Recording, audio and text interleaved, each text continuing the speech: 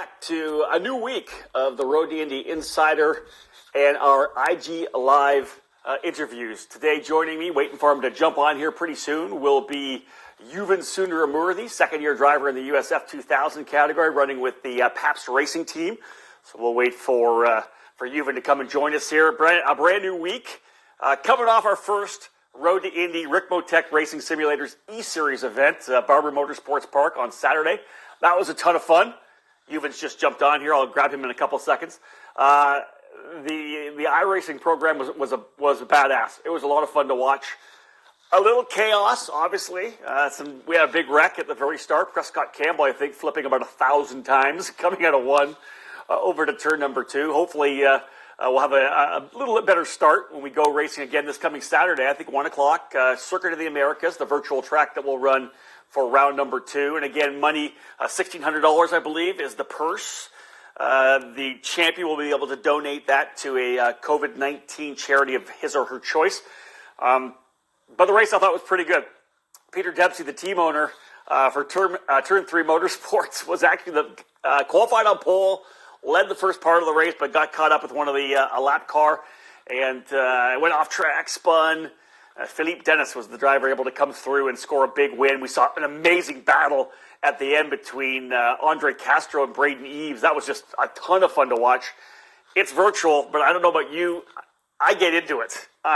In my mind, my visual starts turning it into a race I would be calling anywhere off a monitor, because the graphics on iRacing are so good now. The liveries, of course, all updated for how the cars are going to look here in 2020.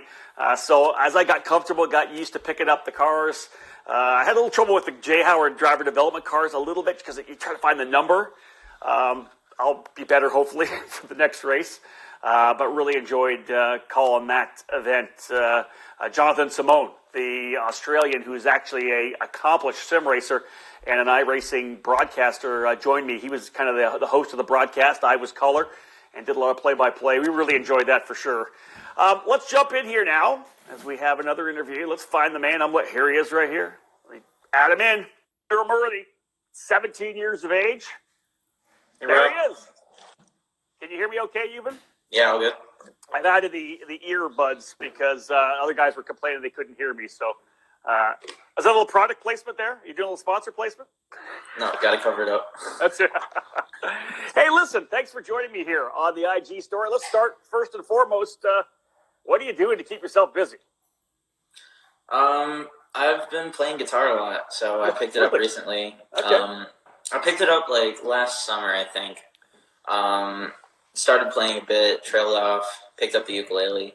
But then in St. Pete, I don't know if you guys saw it on our stories, Bob Perono our coach, brought his travel guitar. So we all started playing, and I was like, I'm going to get back into it. So, hey, are we going to have like a Road to Indy band or something like that? That'd be pretty solid. I'm fine with that. Colin, what are you playing? You're in there. Colin says you're better than Jimmy Page. Do you know who Jimmy Page is? I do not. You know what? I'll let you go and Google that later on. That's your homework for the day. What about the sim? I just mentioned talking a little bit about the Road to Indy E-Series that we had. You actually ran pretty good. You started deep in the field, worked your way up. You had an incident and had to come back into pit lane, I believe. Are you on the sim quite a bit nowadays, or what? Well, yeah. So I've never really been a big fan of sim racing, to be fair. Okay. I've never really I drive by feel a lot, so it's really difficult for me to switch to the visual. Yeah. Sim kind of stuff. So it's been difficult for me. Eduardo, I was practicing for like a whole couple 2-hour sessions, and I hop on with Eduardo his first lap, and he's already faster than me. So, some guys have a lot of seat time in it, though. Buddy. Yeah, for sure. It's definitely something to get used to. Yeah, don't beat yourself down. And the Pro Mazda that we have, and talking to all the sim guys that I've talked to in the last couple of days, because I've announced a couple of sim races, they're saying that Pro Mazda, very, very hard to drive. A lot of, as soon as you get off the throttle, it wants to oversteer coming into the corner. Yeah, it's pretty crazy. It's tough. That's why I was surprised with the fixed setups, or at least the fixed setup they chose. Also, the pit stop was something else. That caught us all off guard. Hey, did you see the new email? We're going to do pit stops from now on. We're actually going to do pit stops. Okay. I love it. I think it's a great idea. I think the pit stops are cool. It caught us off guard, that's for sure.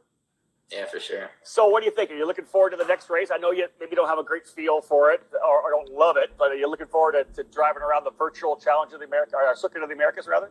Yeah, for sure. Was just on some couple practice laps. Okay. Was nowhere close to Eduardo again, but we're working towards it. I'm looking forward to Mid-Ohio too, to see how I do there compared to real life. Yeah, if we go back to real life, that's kind of been your track, right? You've done extremely well Yeah, there. for sure. Looks like Colin's got Guido as his pit guy. Yeah, Colin Kaminsky's already chiming in here right now. Not surprising to get some of these your Pabst Racing teammates coming in all full of piss and vinegar. Listen, let's talk about your career a little bit. Young guy coming through karting, of course, Oakville Valley Raceway Park, one of the tracks that you ran at. Then you jump into cars. Talk about your transition from karts to cars. I always like trying to do the origin story for those who tune in here. Get a chance to learn about Yuven Sundaramoorthy. How did you make the move from karts to cars? Yeah, for sure. So I started out in China as we were living there. Didn't do any races there. I was just at the Shanghai circuit, at their kart track, just learning. My instructor only spoke Chinese, so that was something. Came here at Oakland Valley Raceway Park. Amazing track. It's where Santino Ferrucci started racing, Sage Karam started racing, Josh Green, a bunch of these guys. And, started with the regional races there. And eventually made my way to nationals for my last season. Best finish was the pole position at Las Vegas. Wow, that's solid. So that was definitely the highlight of my karting career. Had a third place at Sonoma. And then I got a call from Anderson, one of Anderson's mechanics for the Anderson race team, the karting team, told us to try out 1600. So then we got into that. Great series, ran 2 years of that with Cahill Motorsports. And finally, decided to move up with Cahill being a sister team or the daughter team of Pabst Racing. It was a really clear. Let's chat about 1600 first. I'm a big, huge Formula 1600 fan. I think it's such a great, me too, for sure. It's such a great training tool for young drivers.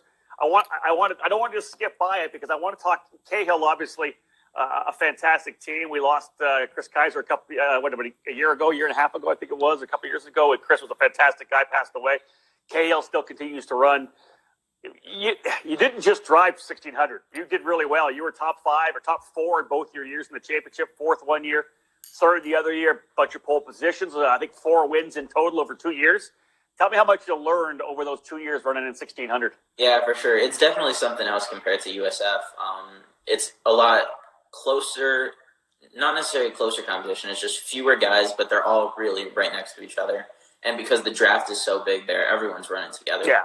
Qualifying doesn't matter as much. It's all about racecraft. So that's the main thing that I learned there. It was great just to learn how to race. Everyone was wheel to wheel all the time. There's bump drafting. Yeah. Let's talk about your success at Mid-Ohio. Obviously, you were able to get victories there in F1600. It seems to be your kind of home track that you love running on. What is it about Mid-Ohio that? Yeah, for sure. So originally, my first favorite track was Summit Point Raceway. I like those short tracks because I can get a ton. If I mess up a corner, you're right back there. You know. That's it. Yeah. I don't like it as much with the repave, but that's why Mid-Ohio comes in. Another short track. It's the track by far I have the most laps out of any track. I just love the place. In my 1600 race there in my second year, I led 49 out of 52 laps that weekend. Wow. Unfortunately, 2 of those laps I didn't lead were the last lap of 2 races. No. All right. That happens. Yeah. All right, folks. Getting a chance to talk to Yuven Sundaramoorthy here, second-year driver in USF 2000, joining me here on the IG a live page on Road to Indy Insider. Yuven running with Pabst Racing this year, but let's go back to your debut. You're with Exclusive Autosport. You come out, you run at Mid-Ohio, track you know very well. You did a triple header there. I remember when you first got there, I got a chance to meet you. We worked on me pronouncing your last name correctly. We got that down pretty quickly. But you had a fantastic weekend. I actually selected you for one of the races as my star of the race. You showed great consistency. Talk a little bit about your mindset going in. What expectations did you set for yourself for that debut weekend? And how did you prepare yourself coming into that race? Yeah, the Pabst guys having a conversation in the chat right there. They're all over it, right? Yeah, it was definitely a great experience. I had done a race in Shannonville, which was interesting because we were running with Formula Vs. Yeah. But that was pretty much all the practice I had going into it. Qualified like 22nd or something like that, but ended up getting 2 top 10 finishes. So it was definitely a great experience. The whole team was really helpful. Igor Fraga, incredible driver. Daniel Frost, incredible driver. So working with them, Igor was able to get a podium, I think, or a 4th place that weekend. Yep. Yeah, just they all helped so much with Christoph and all those guys. But it definitely was a great starting point. Starting with the team that was proven to be a little bit more mid-pack really helped because there was no pressure. You know, like if I had gone with a higher-up team, there's all the pressure, you got to do well. So it looks like Augie's been working, but well, listen, Augie's a team owner. They're not done. It's you guys are sitting at home doing nothing. Hunter's obviously chatting away. Colin's chatting away. You guys are sitting at home. Augie's working. He's got things he's got to do. Hey, so let's move forward to the next year. This is last year. You signed with Pabst Racing. 4 drivers under the tent. Yourself, of course, Bruno Tomaselli, Colin Kaminsky, and Hunter McElroy. There's this really cool dynamic under the tent. You're the youngest of the 4 drivers. What kind of expectations do you have there? Obviously, you said you're with Exclusive Autosport for the first time. You set really realistic goals. How do those goals change when you come to Pabst Racing, knowing that they were obviously one of the primary teams, the top teams in USF 2000? Yeah, so definitely the goals shifted. But for me, really, it was a development year for me. My first full year in a winged car. Learned a ton throughout the year for sure. So my goal was by the end of the year to be able to be competitive for a podium, and I think I did pretty well with that. Laguna, I think, was one of my best finishes right at the end of the year. Was consistent, had my 3rd place qualifying in Mid-Ohio. But really, it was just a great development year for me. Pabst Racing crew is amazing at helping out, helping me develop, and clearly it's a great car with Hunter and Colin up there, Bruno up there. But being able to use their data, all of them helping. Hunter, after every race, if I didn't do well, I was down, he'd come up to me, he'd be like, you're going to do fine, you're doing amazing. That's great. So there was good camaraderie within the team. Yeah, for sure. We were all amazing teammates. And we still are great friends, and we're going to work together this year too, even though we may not be in the same series. It's a question I always ask. Look at you right now, Yuven Sundramurthy, 2020. How much different are you as a young man, as a driver, as maybe even an engineering mind, whatever it's been, now that you've been working with the cars and with engineers? How much different are you than the guy who started at St. Petersburg back at the start of 2019? Yeah, so for sure it's definitely a big difference. I mean, St. Pete, I don't think I got within half a meter of the wall. That's funny. So it was really big. And also with this off-season, doing the MRF challenge, that really, really improved, really helped. Just being able to work with guys like David Schumacher, Ben Fiscal, all these F3 drivers, just seeing guys from different nations, different race styles and everything. And being able to race at a different country at tracks like Bahrain International. It really pushed me, really helped me develop. And I think going into this year, I'm going to have much more confidence than I did going into the previous years, which will obviously help straight away. Yeah, you got to believe that, right? You're going to go back to tracks you hadn't been to in that USF 2000 car before. Now you're kind of leading the crew to a certain extent. You got new drivers, new teammates this year too. Didn't get a lot of time, of course, to connect with those new teammates. Barrichello being one of them, Matt Round-Garrido. What's when you step back and you look at how practice has gone, testing has gone? Is there a good dynamic with the new drivers that are in your USF 2000 camp? Yeah, for sure. We're all really close, so I think we can help push each other more this year. I've known Eduardo for a long time. We go way back to karting. He may or may not have taken me out in that race. He claims he didn't, but I think he did. That's funny. But yeah, we all are really close. We were all in the top 6 in St. Pete, the practice. Yeah, the one practice, right? The one practice, yeah. So I think it's looking really good for us this year. Really hoping to get that first championship in a long time. For the team, Augie really wants it. We were so close last year with Hunter. We were. So we're going to try and push for it this year. Hopefully we get a championship in the 2 series. What are your expectations going into 2020? What is it for you? Is it race wins? Is it like I'm going for a championship this year? Well, I'm not one to go in being like, oh, this is what's going to happen, really. Obviously, we're going to want wins. We're going to want to as many podiums as possible, want that championship. But it's really just going to be pushing myself as much as I can, improving. But yeah, ideally in the end, it's a championship in mind. I want to know one thing. Obviously, your two teammates from last year, Colin Kaminsky and Hunter McElroy, have moved up into the Indy Pro 2000 category. Through the testing you guys did earlier, are they still acting as kind of confidants and guys that you can bounce ideas off of? Did you go over data together still with the guys, even though they're going to Indy Pro? Yeah, for sure, completely. It's a bit hard sometimes because when we're off track, they're on track. But yeah, for sure at our testing, like at our Sebring test, Hunter was helping me a bunch. Colin's helping a bunch. So we're all working together still, even though we're in separate series. I probably know the answer to this question, but if you look at the schedule, obviously it's been changed around a little bit. Give me two tracks. If I ask you just for one track you're looking forward to, I'll know what that one is. Give me the two tracks that you're really looking forward to this year. Lucas Oil. I loved it last year. I was going into it thinking I'd hate the oval. Straight up loved it. Hunter made fun of me because after the first practice session, I came straight at the pits full blast. But yeah, I absolutely love it. Let's talk about that because that's really interesting because I really think to be fast on an oval, you really have to love it. I think you have to embrace it and really dig it. Tell me what you liked about the oval because it's such a different discipline. Yeah, for sure. I just love that there wasn't all the stop-start, it's flowing, smooth, getting close to the walls. If I wasn't in St. Pete, there's Brian, my spotter. Brian, there you amazing. Go. That's awesome. Yeah, so getting close to the walls, St. Pete helped a lot, though, getting comfortable with those walls. Very true, yep. Yeah, but I loved the oval and everything, just being up to pace, although it was kind of frustrating that I was first in a bunch of the practices and then couldn't convert in qualifying, but... Why do you think that was? Was it just, did you get your head a little bit or what?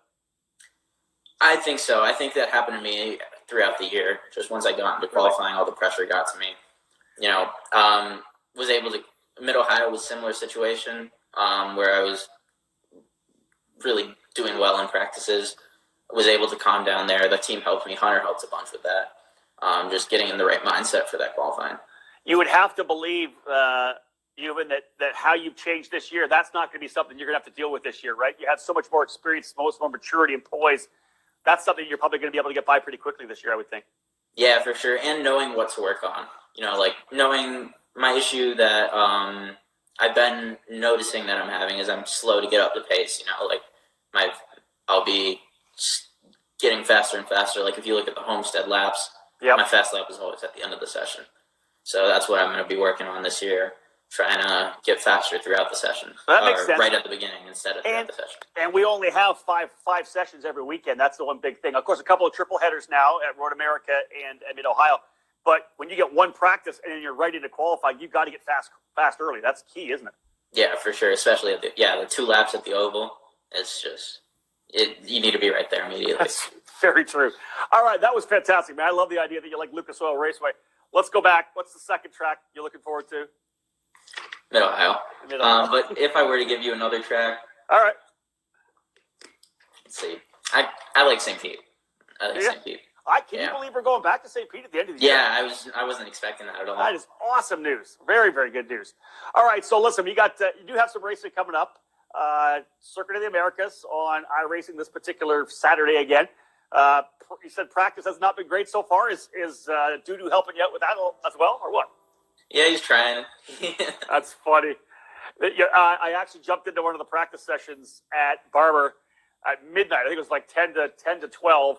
And the only people on there were Corey Enders, Barrichello, and Johnny Unser. And they were trying to teach Johnny Unser where to go around the track. And I was just listening in. I was doing some laps myself, but it was hilarious. They were trying to tell him where to turn in and how much corner speed to roll through. I thought that was great, for sure. So one more last question. Somebody put waffles down here. What do you think of this hashtag peanut butter and jelly thing, and where do you slide into that? I think the waffles is referring to the waffles that were on my desk on my Twitter picture. Yes, I heard about that.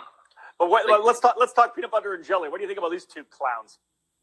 They're don't even get me started on them. But yeah, I gotta think you got some dirt on them though, for sure.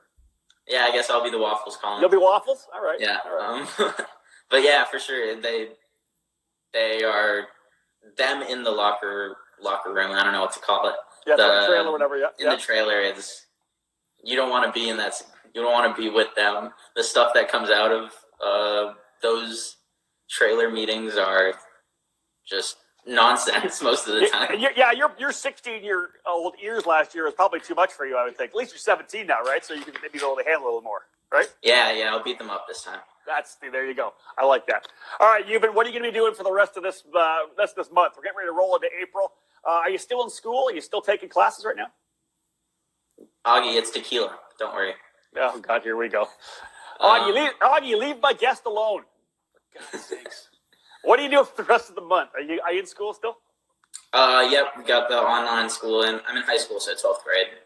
We've still got that online school, and just had a class earlier today. Good man. Yeah, trying to work out as much as I can without the gyms. I know it's tough, isn't it? All right, bud. Well, listen, let's wrap things up. We're here in 20 minutes. I appreciate you coming on the IG Live program here. It was great to have you. Thank you. And it's been fun watching your race. From that first weekend we saw you at Mid-Ohio to last year, I look forward to seeing you battle for race wins and potentially the championship this year. Thanks for joining me, bud. I appreciate it. Yeah, thank you so much. All right, let's get rid of you. Let's get rid of Yuven here. Drop him off. One of the great kids in the road to Indy, folks, for sure. Yuven's a smart kid, very eloquent and fast, and of course had a great time last year with the Pabst Racing crew, with Hunter and Colin. And Bruna, that was a great little crew. We had a couple interviews with them. They're good people, and I'll tell you, Yuven's probably growing up and getting thicker skin having to hang around Hunter and Colin because, like I said, a couple of clowns. Although they're unbelievably fast in race cars, which is cool. Hey, folks, thank you so much for joining me again. I'm really, really, really enjoying this.